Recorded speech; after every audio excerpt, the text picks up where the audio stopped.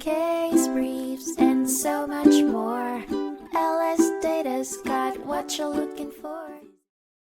In 2001, the Supreme Court of Hawaii heard Fukida v. Han Hawaii Service and Repair, a case focusing on whether loss of use damages should be capped at the value of the wrongfully taken property. Jerry Fukida was unable to use his vehicle for over 2 years after an illegal lien was placed on it by the repair shop. The district court awarded him loss of use damages, but the Intermediate Court of Appeals, ICA, later vacated the award, leading Fukida to appeal to the Supreme Court. The Supreme Court found that the lower court erred in allowing the lien, granted Fukida's application for a writ of certiorari, and remanded the case to the ICA for further review. The ICA ruled that loss of use damages cannot exceed the value of the vehicle, a decision that the Supreme Court disagreed with and granted Fukida's second application for a writ of certiorari. As a result, the Supreme Court vacated certain lower court decisions and remanded aspects of the case for reassessment. It affirmed attorney's fees and costs awarded to the plaintiff and upheld loss of use damages of $10 per day for the period of wrongful possession.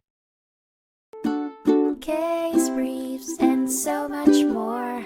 LSData's got what you're looking for. Visit lsd.law, elevate your mind. Leave the stress of class.